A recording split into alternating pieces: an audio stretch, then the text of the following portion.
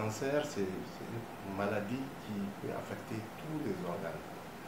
Alors, il s'agit du cancer génital féminin, notamment le cancer du col, et le cancer mammaire, le cancer du sein.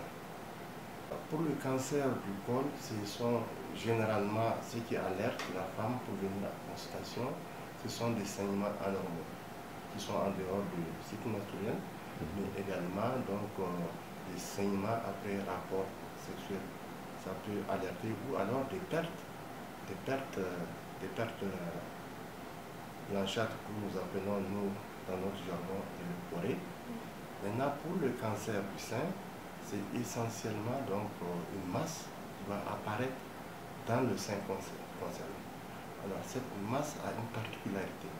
C'est essentiellement une masse qui prend une partie du sein.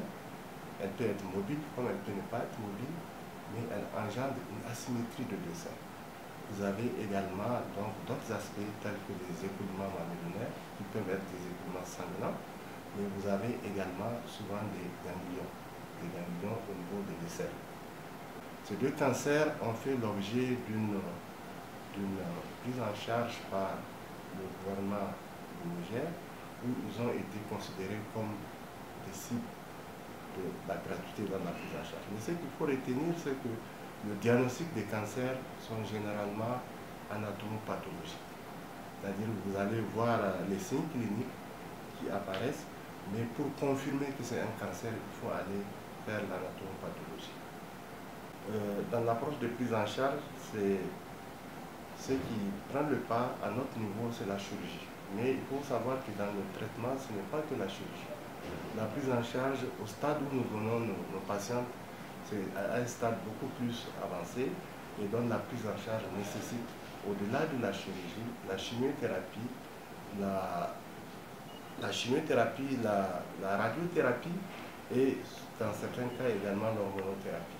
Ce qu'on ne fait pas à notre niveau, il faut référer au centre de Niamey, à la maternité Saint-Gabriel, où il y a beaucoup plus de moyens, le plateau est beaucoup plus étoffé pour la prise en charge. Pour le cancer, le plus important dans notre contexte, c'est beaucoup tablé sur la prévention. Pour le cancer du col, ce que nous avons comme moyen de prévention, c'est le dépistage.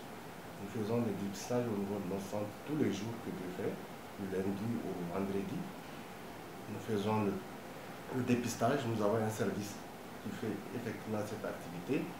C'est la recherche des cellules précancéreuses. Mais il faut savoir entre l'apparition des cellules précancéreuses et l'apparition du cancer véritable, il y a un certain nombre d'années, environ 15 années.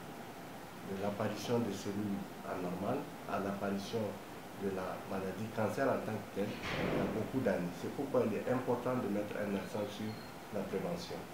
Maintenant, pour le cancer mammaire, c'est surtout l'enseignement de l'autopalpation du sein. Toute femme qui, au cours, en dehors de ses règles, elle fait un palpé de son sein et qu'elle découvre une masse anormale, il est important de consulter tout.